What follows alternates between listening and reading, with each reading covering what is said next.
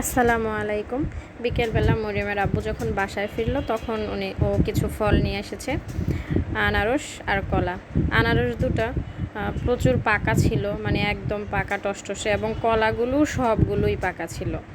মানে মনে হচ্ছিল একসাথেই সব খেতে হবে, এরকম ব্যাপারটা ছিল। সবগুলো কলাই একদম পাকা এবং আনারস দুটো বেশি পাকা ছিল। তো আনারস দুইটার মধ্যে পরে আমি ভালো করে একটু দেখে নিলাম যে কোনটা একদম বেশি পাকা, মানে এখনই কাটতে হবে, না হলে নষ্ট হয়ে যাবে। তো দুইটার মধ্যে পরে বুঝতে পারতেছিলাম না কোনটা নিব। অবশেষে একটা বাছাই করলাম, এটাই কাটবো। তো মরিয়মের আব্বুকে বললাম যে আজকে তুমি আমাকে আনারসটা কেটে দাও, কারণ আমি কালকে হাত কেটে ফেলেছিলাম, সেজন্য ওকে বললাম যে আজকে একটু তুমি আনারসটা কাটো। তো বলতেছিল আমাকেই কাটতে হবে, এরকম টাইপের কোনো কথা। কারণ ও আগে কখনো আনারস কাটেনি, কী করে কাটবে বুঝতে পারতেছিল না। মনে হচ্ছিল অনেক বড় একটা যুদ্ধ এরকম। আর এই যে মরিয়ম দুষ্টামি করতেছিল সারাক্ষণ। মরিয়ম বলতেছে ঠিক আছে তো আমি কেটে দিই। তো মরিয়ম আব্বু বললো না তুমি পারবা না, এটা একটা কাটা মানে একটু হাতে লেগে যাবে এরকম। তো অবশেষে মরিয়মের আব্বু আনারসটাকে কেটে, মানে আনারস কাটা উদ্বোধন করলো। ও আগে কখনো কাটে নেই, সবসময় আমি কেটে দিয়েছি, ও খেয়েছে এরকম। আজকে ওই কাটবে, আমি খাবো, মানে পুরোটাই উল্টা।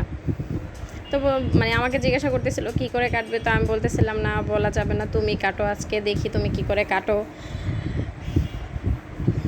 তো কাটতেছিল, ওর কাটা দেখতে দেখতে মনে হচ্ছিল আমি বিরক্ত হয়ে যাচ্ছিলাম, কি করব, কিভাবে কাটতেছে। তো এই যে কলাগুলো সবগুলো একদম পাকা, আর আমাদের বাসায় আমরা মাত্র 4 জন, মানে এই কলাগুলো আমাদের 2 দিনে খেতেও খুব কষ্ট হয়ে যাবে। তো এখন আমি কি করব সেটা আপনাদের দেখাচ্ছি, যে কলাগুলো কিভাবে রেখে দিলে, কিভাবে সংরক্ষণ করলে মানে বেশি দিন রাখা যাবে। তা আমি এগুলাকে সবকে কেটে নিয়েছি ছুরি দিয়ে, মানে ছুরি দিয়ে ওই যে ওখান থেকে একসাথে থেকে সবগুলাকে একটা একটা করে কেটে নিয়েছি এরকম। দেখানোই, এই যে দেখে বুঝেন কী করে নিচ্ছি। এখন এই কলাগুলো সব আমি বক্সে রেখে দিব, বক্সে রেখে নর্মাল ফ্রিজে রেখে দিব, তাহলে এগুলো অনেক দিন থাকবে। আর এক একটা বক্সে আমি 3টা বা 4টা করে রেখে দিব, মানে আমার যতটুকু জায়গা হয়। মানে চাপাচাপি করে রাখলে কিন্তু আবার নষ্ট হয়ে যাবে, মানে একটু ইজিভাবে রিল্যাক্স করে রাখতে হবে, মানে কলাগুলোকে একটু রিল্যাক্স দিতে হবে, মানে ওদের মধ্যেও যাতে চাপাচাপি না হয়। তো আমার এক একটা বক্সে 3টা করে কলা জায়গা হলো, আমার 4টা বক্সে নিয়ে নিচ্ছি, আর আবার আমরা কিছু খেয়েও নিলাম।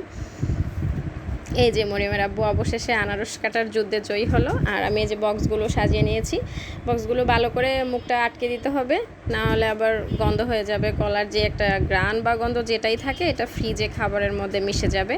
তো আবার অনেক খাবারের মধ্যে মিশে গেলে আমার ওরকম ভালো লাগে না। আমি কলাগুলোকে দেখাচ্ছি, বক্সগুলোর মুখটা ভালো করে আটকে তারপর ফ্রিজে রেখে দেবো।